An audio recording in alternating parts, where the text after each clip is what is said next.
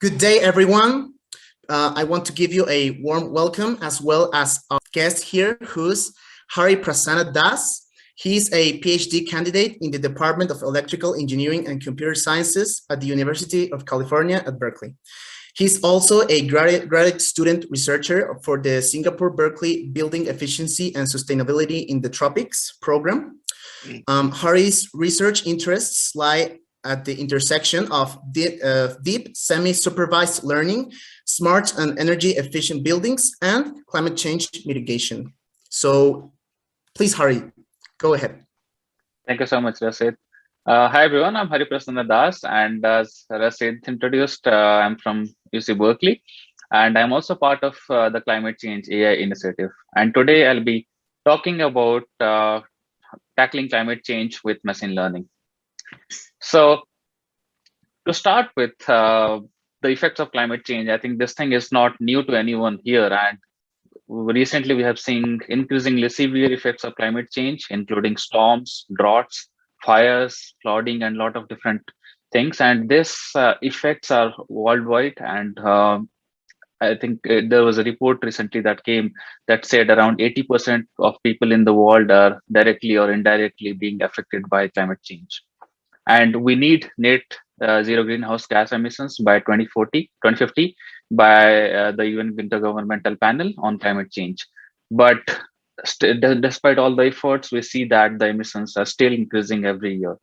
So to have all this climate change around the world and having the steps to achieve net zero, we need different tools that can be used to tackle climate change, and machine learning is one of them, as I'll introduce later in my talk.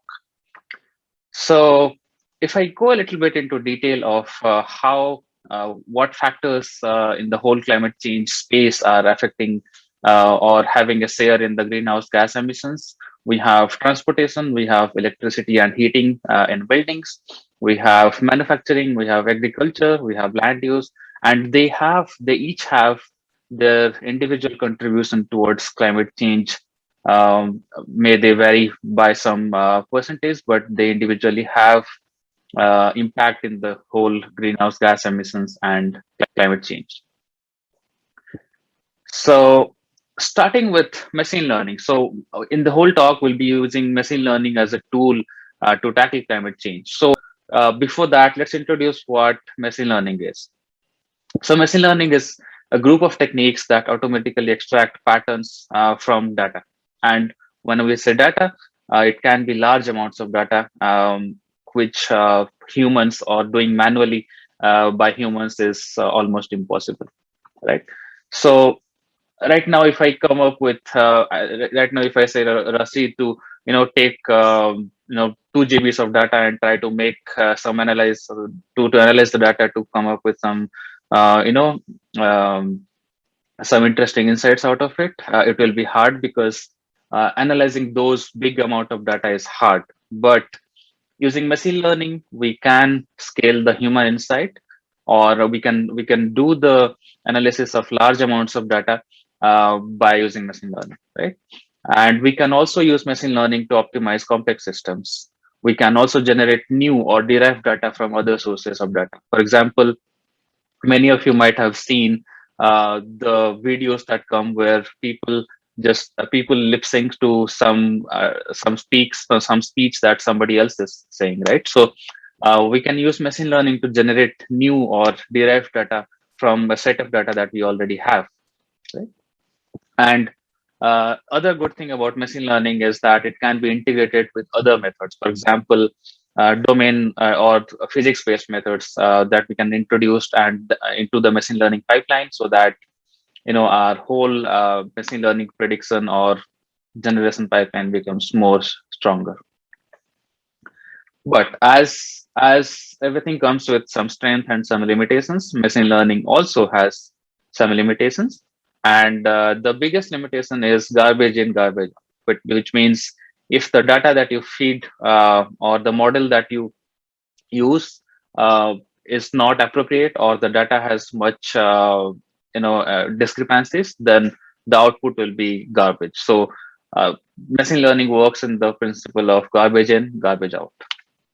Then it inherits biases in data. So, for example, if the data contains some particular, if the data contains more data corresponding to some particular class, or the user that is designing those machine learning algorithms has some bias, then the machine learning models inherit those bias.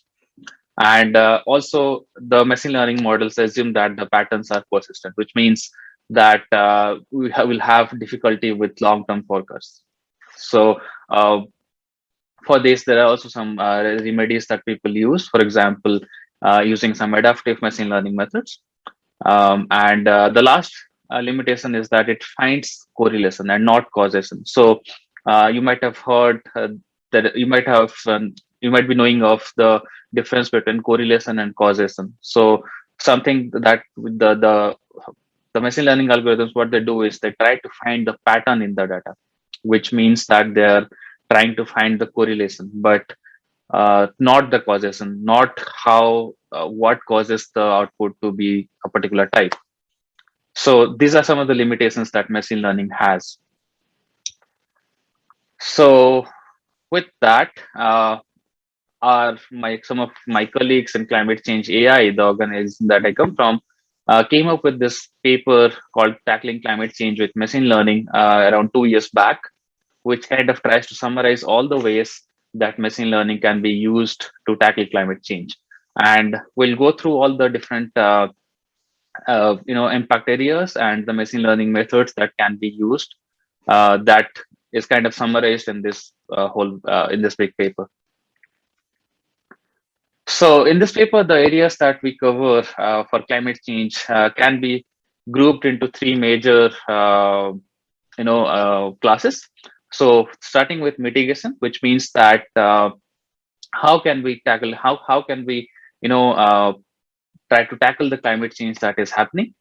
Then we have adaptation, which means that which means that we believe that climate change is real and it's already happening, and how can we adapt the whole society to tackle how can we adapt the whole society to make sure that they are resilient in terms of the impacts of climate change. And then the last one is tools for action, where we see what kind of tools we at an individual level or at the government level or as a society level can be taken to tackle climate change. In the mitigation step, we have different systems which contribute towards the greenhouse gas emissions. For example, electricity systems, transportation, buildings and cities, industry, farms and forests, and carbon dioxide removal. So all these systems have direct or indirect impact to the greenhouse gas emissions, and we'll try to come up with machine learning methods that can be used to minimize or optimize those systems and minimize the greenhouse gas emissions. Now, in adaptation, we have climate prediction, where we try to predict how the climate of a particular place will be so that we can take appropriate steps. We have societal impacts and we have solar geoengineering. And in the tools for action, we'll talk about the tools that can be used in the individual scale or as a collective scale in the scale of government, or educating individuals to come up to tackle climate change, and the finance. So what we'll do now is we'll go through some sample applications of machine learning being applied to the climate change space, and we'll go through individually with the mitigation areas. So starting with buildings and cities, and just a disclaimer that when we will go through particular applications, we'll go through three different steps. First, we'll state what the problem is or what the problem we are trying to tackle. Then we'll come up with the machine learning methods that can be used in this space and how they can be used. And lastly, we'll also talk about the stakeholders, because the stakeholders are the ones who are domain experts in particular field. And we need to work with them to come up with techniques that can be used to, to tackle climate change. So I start with buildings and cities because because this also happens to be my own research area. So I'll also share about one of my own projects later after this slide. So in the buildings and cities, the need of having to use machine learning in this space is to achieve increased energy efficiency in both existing and new buildings. So all of us here are spend around 90% of our time in buildings, right? And that time has even increased during the COVID-19 pandemic, where all of the work is remote and we are mostly staying in homes and working. Or otherwise, we also spend most of our time in office buildings. So we have commercial buildings, we have residential buildings, and all of these buildings are the ones that we inhabit and spend most of our time. And to achieve different functionalities in these buildings, for example, heating and cooling or lighting or security systems, all of these consume energy. And most of the times, the energy that is used in this space is not coming from renewable sources of energy. They are coming from sources that emit a large amount of greenhouse gases, right? So there is a need for increased energy efficiency in buildings so that the energy that is being consumed is minimized. And at the same time, the occupants that are inhabiting the building are also happy and comfortable. So the use of machine learning here is to have smart equipment control, which means we have different equipments in the building, and to control them, we need some smart control techniques, and machine learning can be used to come up with those control techniques.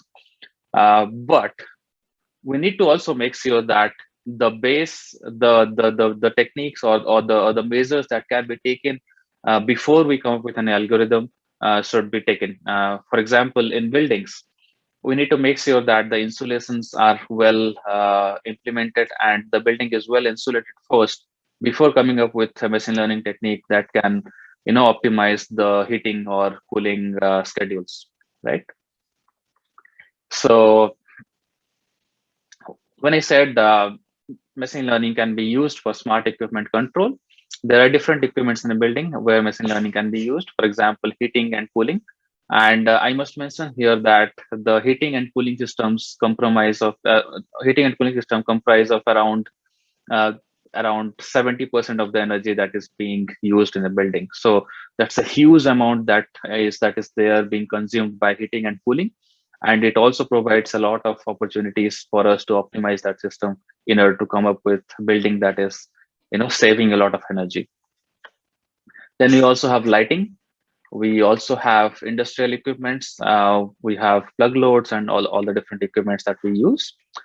And the stakeholders in this space, or the people with whom we need to work together to implement those machine learning algorithms and design and implement those machine learning algorithms, are building managers, the city planners, equipment manufacturers, and a lot of different other entities. With that, I wanted to mention about one of my own projects on smart building space, which is called synthetic data augmentation for class balancing.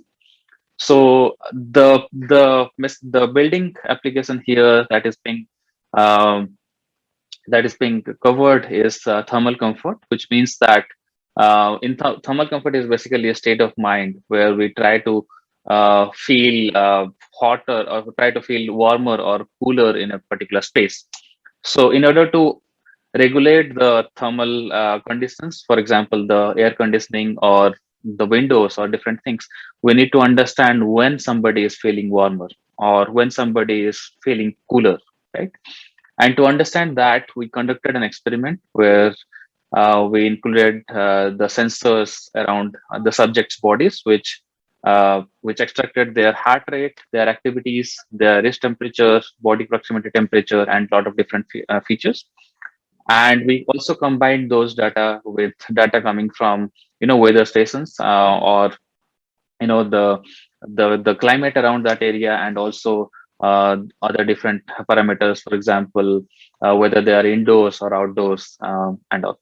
So using those information, we also had a vote where the subjects reported whether they want the environment to be warmer or whether they want the environment to be cooler or no change.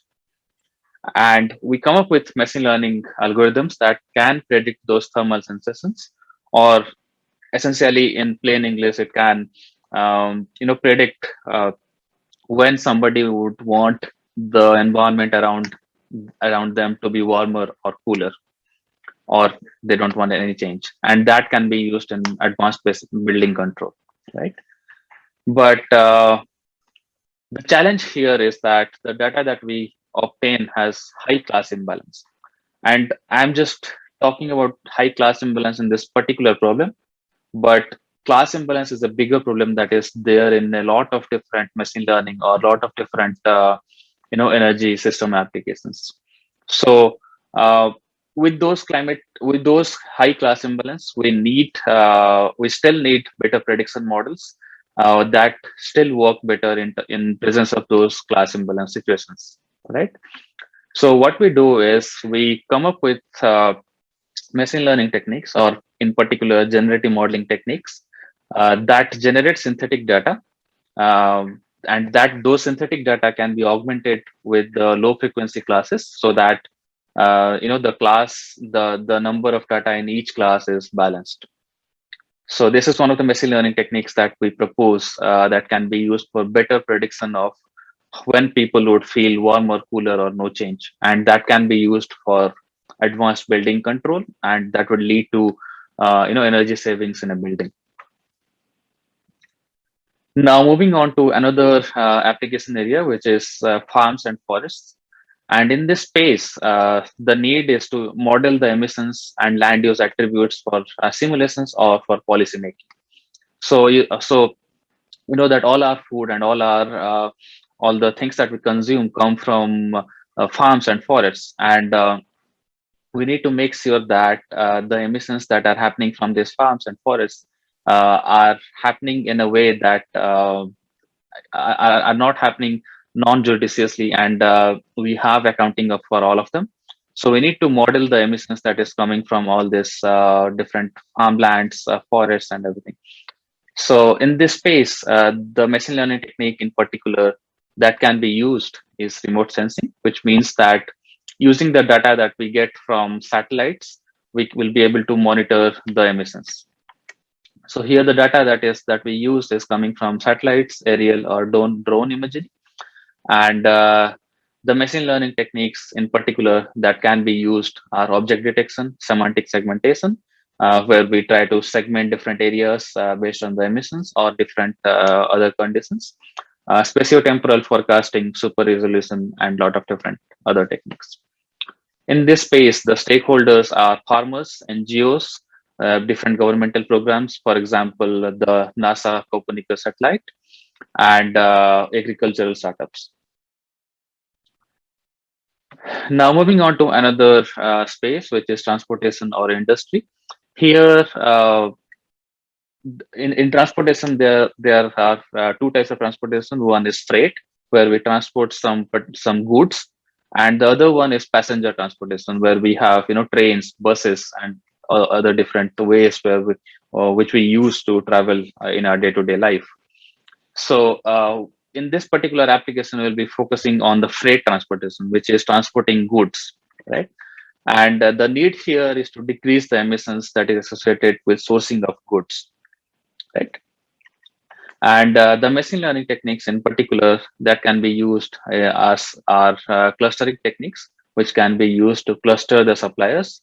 For example, we have, let's say 10 shipments going to different places, and we can cluster some of them together so that the number of vehicles that run on energy that is coming from non-renewable sources can be minimized, right? So we can kind of bundle the shipments to minimize the number of trips the vehicles have to make.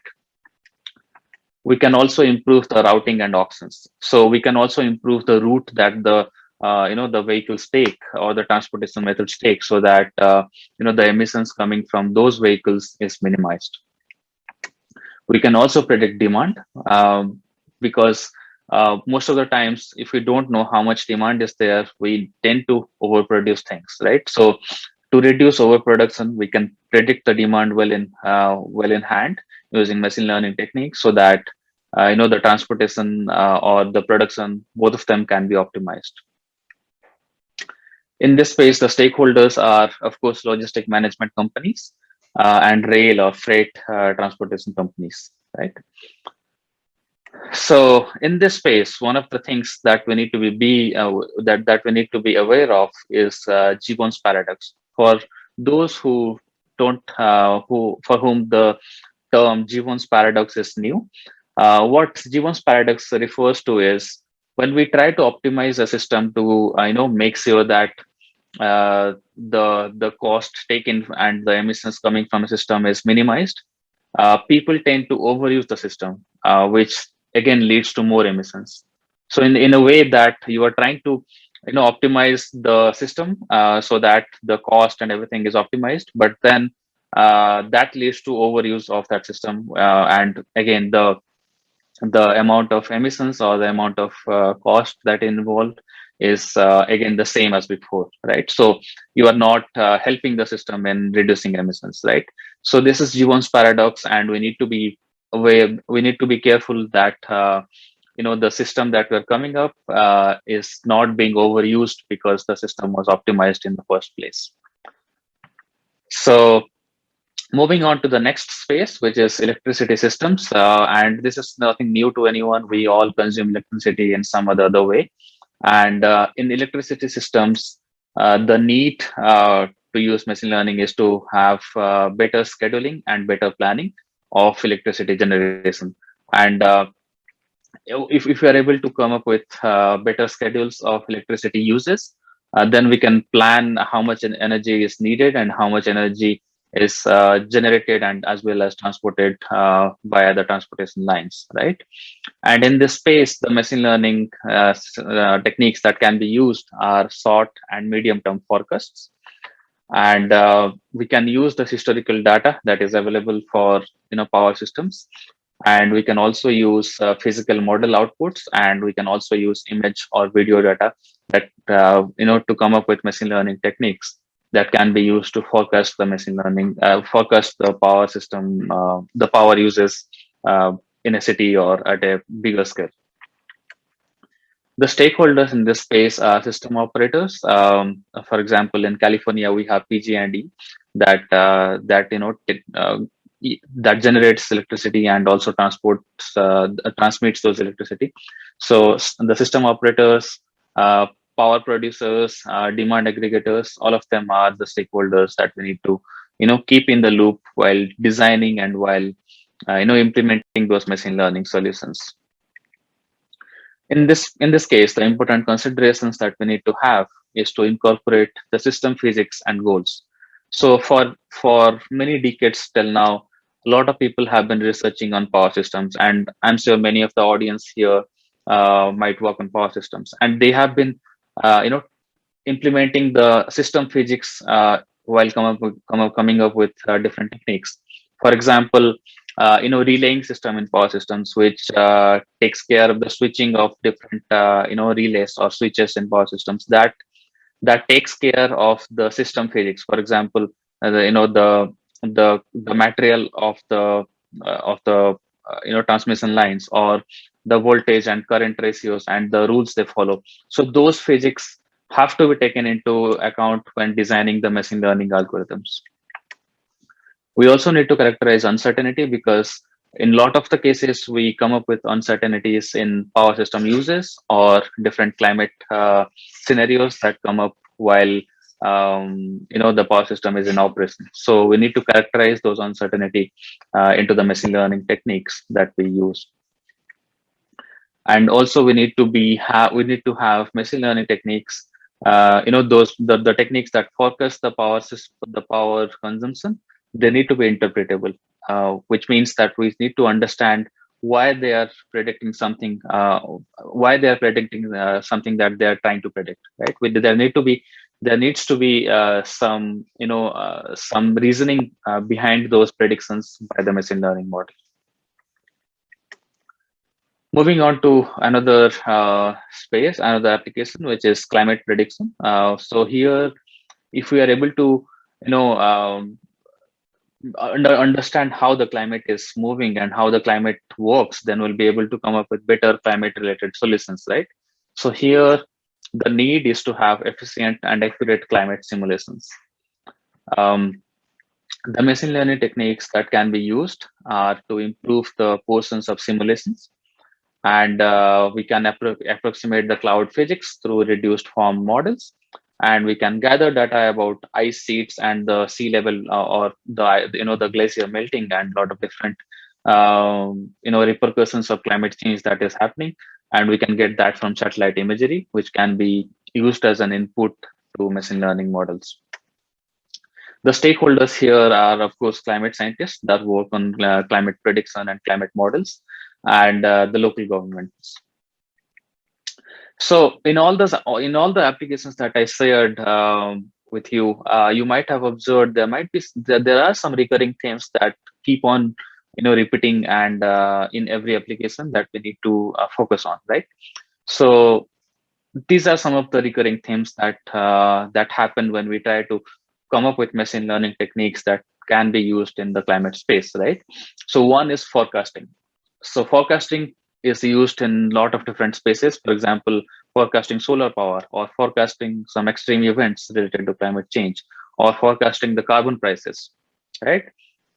We also have data mining and generation, where we try to collect the data and we're trying to generate the data corresponding to some particular cases that can be used in disaster response or urban planning, right? We have remote sensing, where we need to use the data coming from satellites to understand the emissions, and we also use remote sensing to understand the infrastructure data. For example, many researchers use the images coming from satellites to understand the building types in a particular city, and we also use satellite data to understand the deforestation. So all of these things are being used by are researched with using data that is coming from satellites, right? Then we have approximating time intensive simulations. What this means is that we have simulations that we use in climate models that I just recently described, and we also use simulations in energy. So machine learning is also being used to approximate time intensive simulations in different spaces, right? We have accelerated experimentation, which means uh, there are a lot of different experiments going on to come up with better materials, or better batteries that can save the solar energy that we harness, or can be used in electric powered vehicles, or those batteries can be used, or they can be used in nuclear fusion. So in all these batteries, we use different minerals, or different different elements, right? So the experimentation to discover those elements, or to understand how those minerals behave and which can be used batteries in a proper way, uh, the accelerated experimentation of those materials is being is being done by using machine learning. Then optimizing systems. So I introduced a lot of different systems before, like precision agriculture or heating and cooling in a building. So optimizing those systems is being done by machine learning.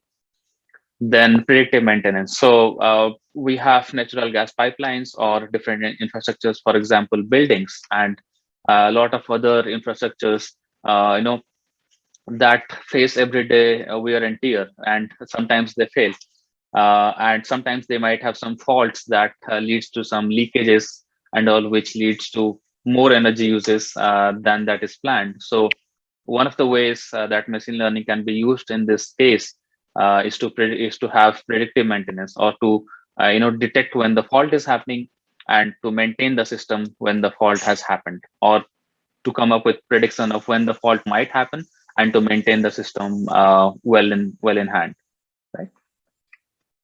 So all of those were different recurring themes that come up when we try to come up with machine learning algorithms to be used in the climate space. But there are also some important considerations that has to be taken um, while we're designing those machine learning algorithms. And the main thing to understand here is machine learning is not a silver bullet. We can't take machine learning, implement everywhere, and come up with something that will be able to optimize the whole system and will work all the time, right? So machine learning is not a silver bullet. It cannot be used everywhere. And wherever the machine learning is applicable, machine learning is one part of the strategy. And we need to have a lot of different other parts that needs to be made strong before we use machine learning. For example, I I gave this example when I was talking about smart buildings, that if you don't make the insulations in a building better, and then come up with machine learning algorithms to save energy, that is not going to work, because the insulation in the first place is not better, right?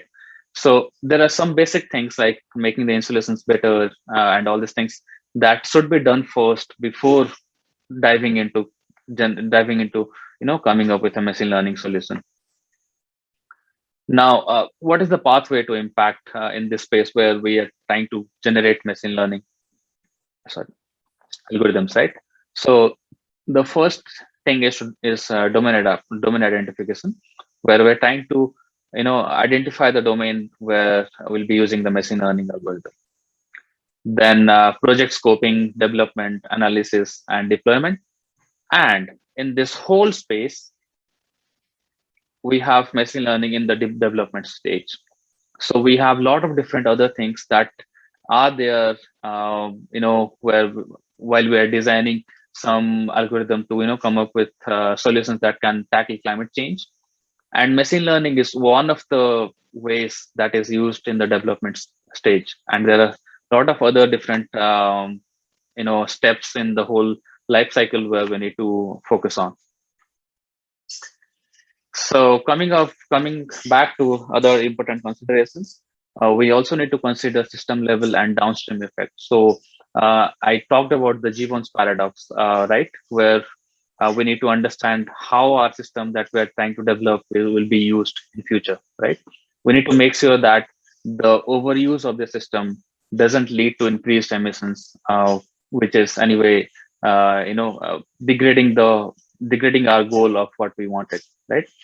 We need to understand the life cycle impacts of the solution that we are developing. We need to understand equity, because climate change is a problem that is happening all over the world, and there are parts of the world that are extremely affected by climate change, and they don't have much solutions to tackle that. So that's why we say that climate change disproportionately affects people, because they are not well equipped to tackle the repercussions that come with climate change. So we need to come up with machine learning solutions that consider the equity into account. Then work needs to be driven by relevant stakeholders. So in the previous slides, for each application, I introduced relevant stakeholders that needs to be taken into account when developing any solution, right? So we need to take them into the whole development phase. We need to discuss with them. We need to take their inputs while designing any solutions. And those stakeholders are experts, deployment partners, and end users. So what are the roadmap for action? The roadmap for action starts with learning about different ways to get involved in this space. And it might be having some AI or machine learning techniques, but it might not be. For example, if you are a person who advocates for climate resilience or advocates for green energy, then you are also part of the whole action to tackle climate change. So it might not be AI or machine learning, but it starts with learning how we can get involved in our own capacity. Then collaborate with others with different perspectives. So one of the things that we advocate a lot is to have collaboration with others who have complementary expertise to you, so that you can come up with important ways that can be used to tackle climate change.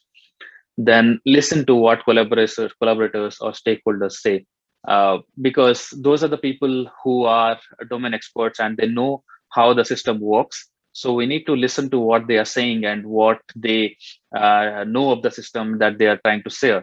So we need to be humble and try to listen what they are trying to say about their system, right? And deploy or ensure a path to deployment. So a lot of different solutions that come up after a research uh, don't go to deployment phase, but the way that we are seeing climate change and it is so fast that we need to make sure that whatever solution we are developing actually goes into deployment and being used to tackle climate change. So we need to keep the end goal in mind while formulating the problem and taking collaborations. So with all this, with all these considerations, I want to introduce our initiative, which is called Climate Change AI, which is an initiative to facilitate work in the intersection of climate change and machine learning. And we have a lot of different programs, a lot of different initiatives that we take, which I'll go through one by one now.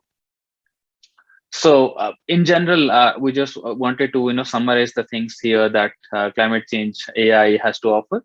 So all of our information is available in our website www.climatechange.ai, and we organize virtual happy hours, which we do every 15 days.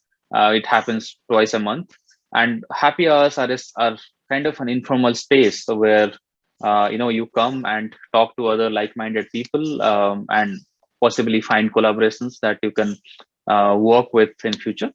And also the happy hour is also aimed to learn to give you a platform where you can learn about what are the initiatives that are happening in this space, or who are the people that are working in this space.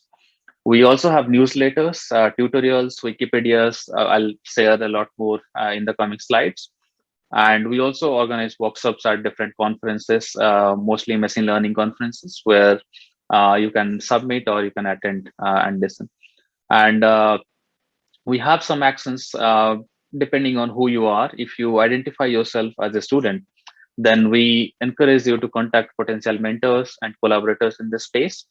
And we also encourage you to take classes in multiple disciplines. For example, my undergrad studies was in electrical engineering, where I took a lot of different classes on power systems.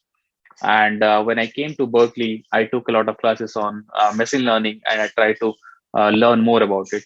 So I was able to come up with ideas that use machine learning in the energy space, right? So taking classes and learning more from people helps a lot in devising problems and coming up with solutions. Then if you're a professional, we encourage you to join community meetings and public engagement events. For example, if your city has a group that advocates for green energy or bicycle paths, or something like electric vehicles. So try to join those community meetings and public engagement events. And also leverage your network, which means if you have a long distance relative who is working on some sorts of climate change or some other complementary expertise that you can talk to and probably work together to come up with some solutions, then try to do that. So trying to now we'll go through some initiatives that climate change AI has. So starting with, we have a platform where you can search the different papers that have been accepted to the climate change AI workshops at machine learning conferences. So if you go to climatechange.ai/papers, we'll be able to see a long list of papers that use machine learning to tackle climate change. We also have a community platform which we call Circle, where you can join and be in touch with different people that are in the space, and they keep on posting different job opportunities or collaboration opportunities. So you can join the space and find collaborators or find the opportunity that you have been looking for. So for that, you need to go to community.climatechange.ai. We also have a directory where it's a list of where we have people that are doing research in this space of climate change and machine learning. where you can find about people, you can find about their experience, you can find if they are seeking or are offering any positions, and you can possibly talk to them and interact with them. We have climate change AI newsletter. So we release the newsletter every month, and it has call for submissions. It has different funding opportunities. It has projects courses. It has different readings, and more importantly, it has different job listings that we share from time to time. And in my experience, I have seen that the job numbers in the space of machine learning and climate change is increasing in number. Like every month, we see a tons of job opportunities in this space that we try to put in the newsletter. So we would encourage you to subscribe to the newsletter, which you can find at climatechange.ai/newsletter. We also organize happy hours. The next one is on November 3rd if you want to join. And we also organize webinars in this space and a lot more things. So all of this information that I described, you can find at our website, www.climatechange.ai. So make sure you visit that. And this is one of the upcoming event that we are having. If you want to, participate, we are having a workshop at the conference on neural information processing systems, which is called NeurIPS. And NeurIPS is one of the top machine learning conferences.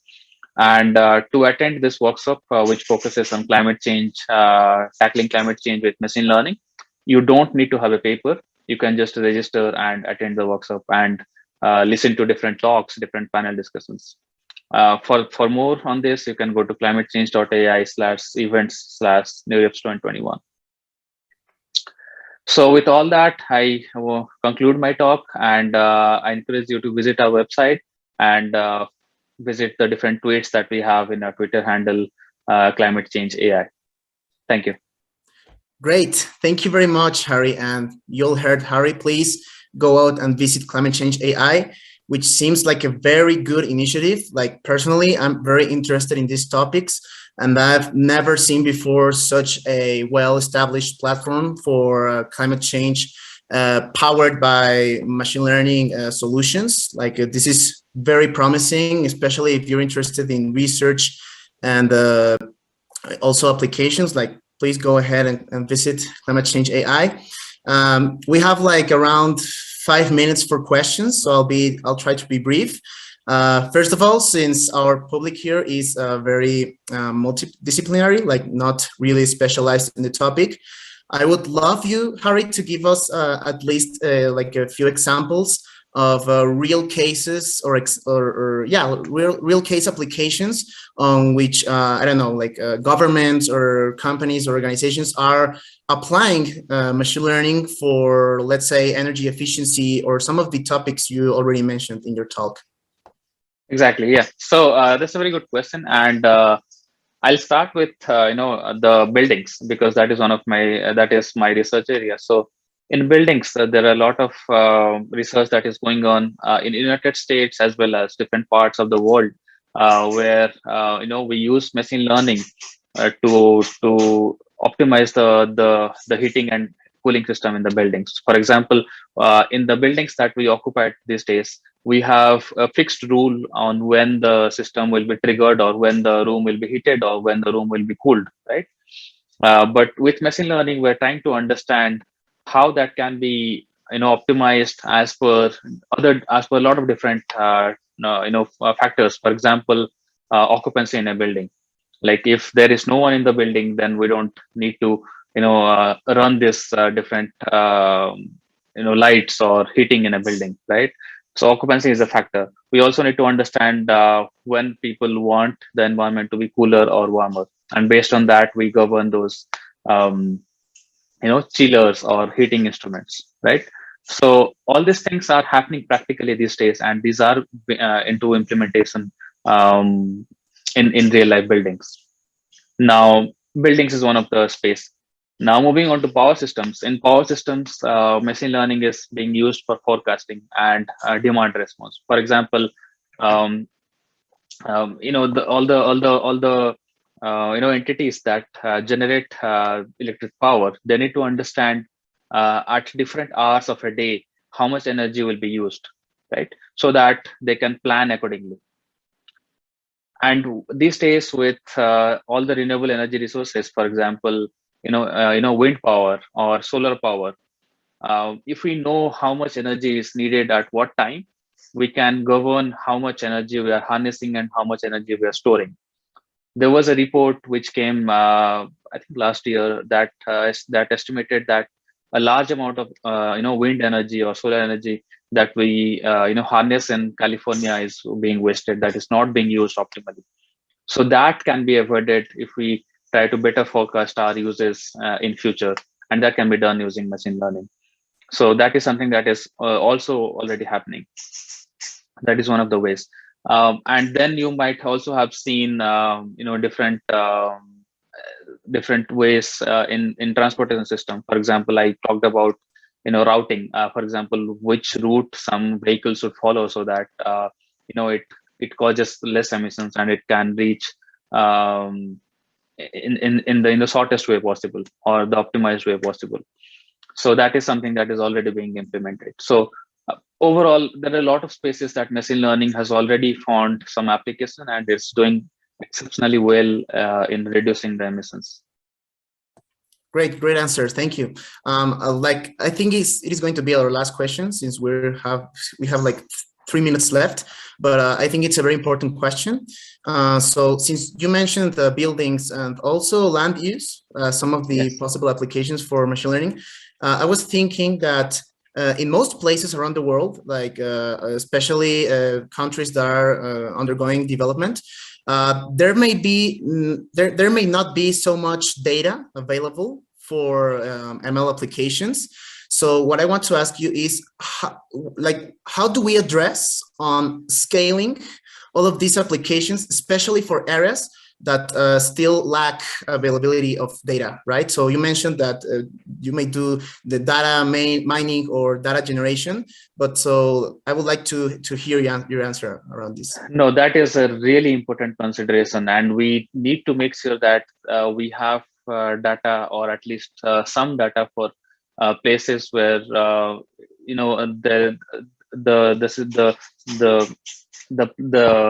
government or the place is not equipped with all the resources that can be used to generate data, right?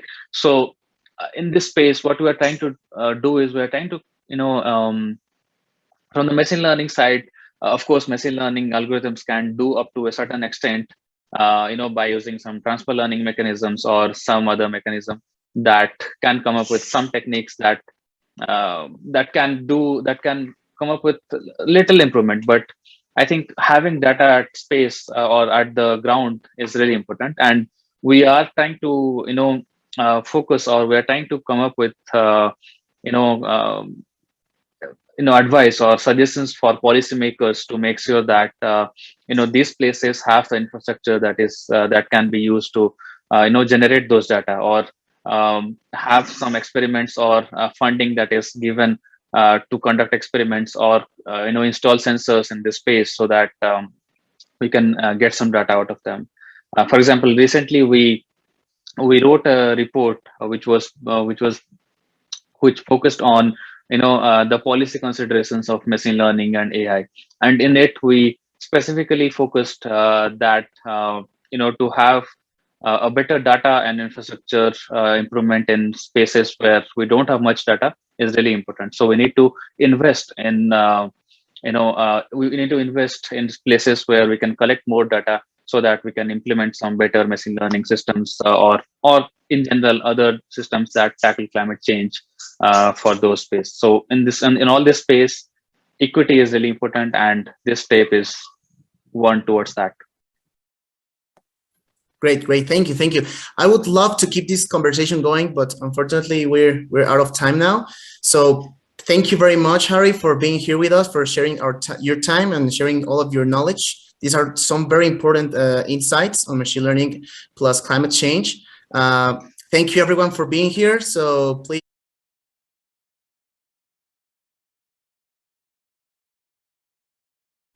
if you want to ask more questions, you can also send them through our channels, and we can try to answer them. Thank you, everyone. Definitely, yeah. Thank you so much. La educación se renueva y nosotros también. ¿Alguna vez has visto un webinar con tantas herramientas? La nueva app con